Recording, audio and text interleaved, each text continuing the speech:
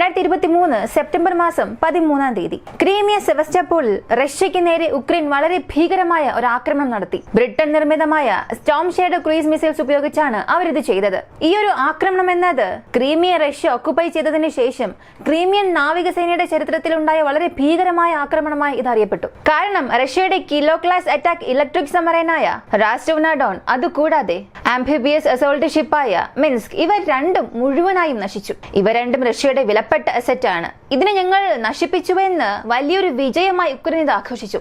എന്നാൽ ഇപ്പോൾ റഷ്യയിൽ നിന്നും ഒരു അറിയിപ്പ് വന്നു, നിങ്ങളത് നശിപ്പിച്ചു എന്നല്ലേ പറഞ്ഞത്. എന്നാൽ അങ്ങനെയൊന്നും തന്നെ ഇല്ല. ഞങ്ങൾ പറഞ്ഞപ്പോൾ നിങ്ങൾ വിശ്വസിച്ചില്ല.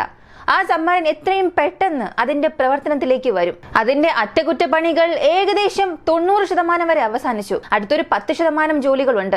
അതും അവസാനിച്ചാൽ ഉക്രൈന് നേരെയുള്ള ആക്രമണത്തിൽ ബ്ലാക്ക് സീയിൽ നിന്നും ഈ ഒരു കപ്പലുകളെ ഉപയോഗിക്കുമെന്ന് ഒരു വലിയ സ്റ്റേറ്റ്മെന്റ് നൽകി.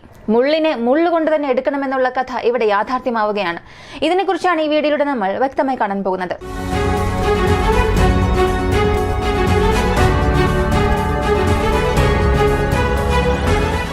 കിലോ ക്ലാസ് സബ്മറൈൻസ് റഷ്യയിൽ ഉള്ളതിൽ വെച്ച് വളരെ അഡ്വാൻസ് സബ്മറൈൻസ് ഇതാണെന്ന് പറയാം.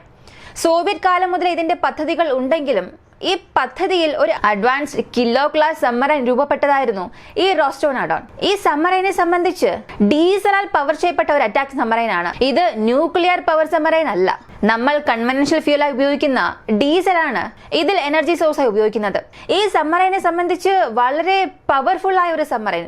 ഇപ്പോൾ ലോകത്തിലുള്ള കറന്റ് സബ്മറൈൻ കാറ്റഗറിയിൽ കൂടുതൽ ആയുധങ്ങളെ കൊണ്ടുപോയി ആക്രമണം നടത്താൻ കഴിവുള്ള ഒരു സബ്മറൈനായി ഇത് മാറിയിട്ടുണ്ട്. ഇതിന് അണ്ടർഗ്രൗണ്ട് ഓപ്പറേഷൻസിൽ ഒരു സബ്മറൈന് നേരെയുള്ള വാർഫെയറിനായി ഉപയോഗിക്കാം. അണ്ടർഗ്രൗണ്ടിൽ ഇരുന്നു കൊണ്ട് തന്നെ സർഫസിലുള്ള ഷിപ്സിനെതിരായും ഒരു ആക്രമണം നടത്താൻ സാധിക്കും. കടലിൽ ഇരുന്നു കൊണ്ട് തന്നെ ലാൻഡ് അറ്റാക്ക്, ഇങ്ങനെ പല രീതിയിലുള്ള ആക്രമണങ്ങൾ ഈ സബ്മറൈനെ കൊണ്ട് നൽകാൻ സാധിക്കും. കാരണം അത്രത്തോളം വ്യത്യസ്തമായ മിസൈൽസ് ഇത് ഉപയോഗിക്കുന്നുണ്ട്. ഇതിന്റെ മെയിൻ കോമ്പണൻസ് എന്താന്ന് നോക്കിയാൽ ഇതിൽ കൂടുതലായും ഉപയോഗിക്കുന്ന ആയുധങ്ങൾ കലിബർ ക്രൂയിസ് മിസൈൽ. റഷ്യ നിർമ്മിച്ച കാലിബർ ക്രൂയിസ് മിസൈൽസ് ഈ സബ്മറൈനിൽ നിന്നും ഉപയോഗിക്കാൻ സാധിക്കും. അതുമാത്രമല്ല ന്യൂക്ലിയർ പവേർഡ് ടോർപിഡോസ്, ഒരു ന്യൂക്ലിയർ സുനാമി പോലും ഉണ്ടാക്കാൻ കഴിവുള്ള ഒരു ടോർപിഡോ ഞങ്ങൾ നിർമ്മിക്കുന്നുവെന്ന് റഷ്യ മുൻപ് പറഞ്ഞിരുന്നു. അതിന്റെ മറ്റൊരു വേരിയന്റ് നിർമ്മിച്ചാൽ അതിനെയും ഈ സബ്മറൈനിൽ നിന്നും ലോഞ്ച് ചെയ്യാൻ സാധിക്കുന്ന രീതിയിൽ ഈ സബ്മറൈൻസിൽ ഒരുപാട് മോഡിഫിക്കേഷൻസ് റഷ്യ ഇപ്പോൾ ചെയ്തിട്ടുണ്ട്. ന്യൂക്ലിയർ പവേർഡ് ടോർപിഡോസും ലോഞ്ച് ചെയ്യാൻ കഴിയുന്ന ഒരു പ്ലാറ്റ്ഫോമായി ഈ സബ്മറൈൻ ഇപ്പോൾ മാറിയിട്ടുണ്ട്.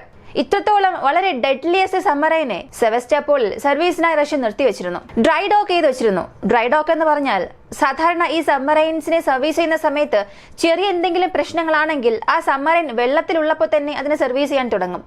എന്നാൽ അതിൽ വലിയ പ്രശ്നങ്ങളാണ് ഉള്ളത്. പ്രധാനപ്പെട്ട ചില കോമ്പണൻസ് മാറ്റണമെന്നുണ്ടെങ്കിൽ അതിനെ ഡോക്ക് ചെയ്ത് അതിൽ നിന്ന് വെള്ളം മുഴുവനായും കളഞ്ഞിട്ട് ഡ്രൈ ഡോക്ക് എന്ന രീതിയിലേക്ക് കൊണ്ടുവരും.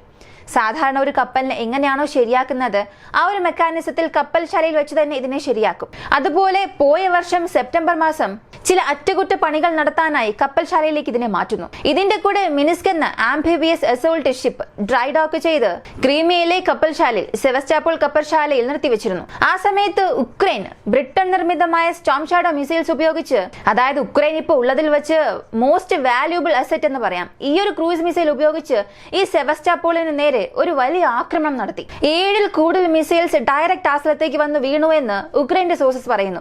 ഓപ്പൺ സോഴ്സ് ഇമേജറിയുടെ അടിസ്ഥാനത്തിൽ കപ്പലിന് വിനാശകരമായ നാശനഷ്ടങ്ങൾ സംഭവിച്ചിരിക്കാൻ സാധ്യതയുണ്ടെന്ന് UK പ്രതിരോധ മന്ത്രാലയം വരെ വിലയിരുത്തി. ഈ റഷ്യ ഉക്രൈൻ യുദ്ധത്തിൽ ഉക്രൈൻ റഷ്യയ്ക്ക് നേരെ നടത്തിയ ആക്രമണങ്ങളിൽ ഇതൊരു പ്രധാനപ്പെട്ട സ്ഥാനം കരസ്ഥമാക്കി.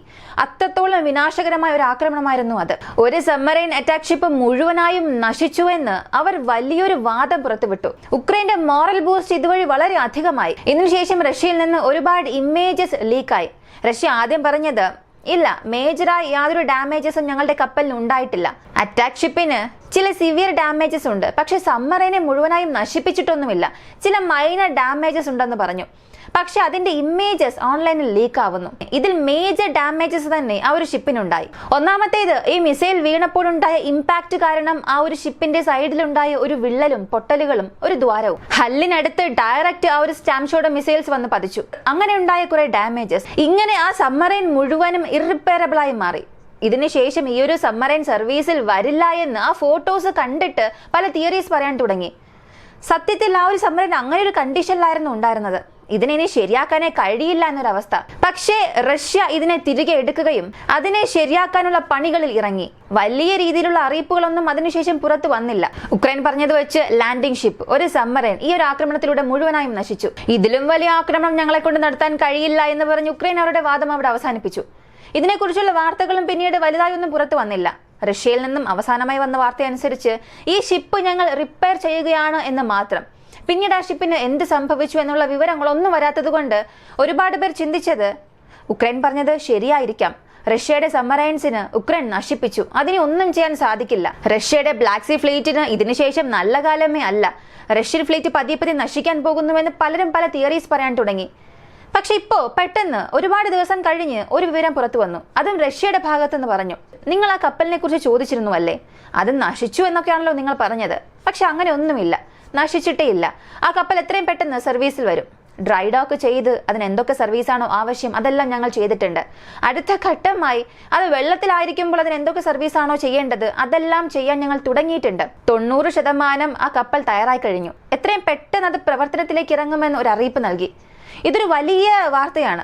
കാരണം സബ്മറൈൻ അറ്റാക്കിനെ സംബന്ധിച്ച് അടുത്തിടെ യാതൊരു ആക്രമണവും നടന്നിട്ടില്ലായിരുന്നു. സബ്മറൈൻ ലോഞ്ച്ഡ് ക്രൂയിസ് മിസൈൽസ് കാരണമോ അല്ലെങ്കിൽ സബ്മറൈൻ മൂലം ഉക്രൈനോ വലിയ ആക്രമണങ്ങളും നടത്തിയിട്ടില്ല. ഇവർ ചെയ്യുന്ന ആക്രമണങ്ങളെല്ലാം ഇപ്പോ റഷ്യ ഉക്രൈൻ യുദ്ധത്തിന്റെ അവസാന 6 മാസത്തെ സമയമെടുത്ത് നോക്കിയാൽ ദിനം പ്രതി ഓരോ ദിവസവും ആക്രമണം നടക്കുന്നുണ്ട്. എന്നാൽ ഈ 6 മാസത്തിൽ വലിയ രീതിയിലുള്ള ആക്രമണങ്ങൾ കപ്പൽ വഴിയോ അല്ലെങ്കിൽ സബ്മറൈൻസ് വഴിയോ നടന്നിട്ടില്ല.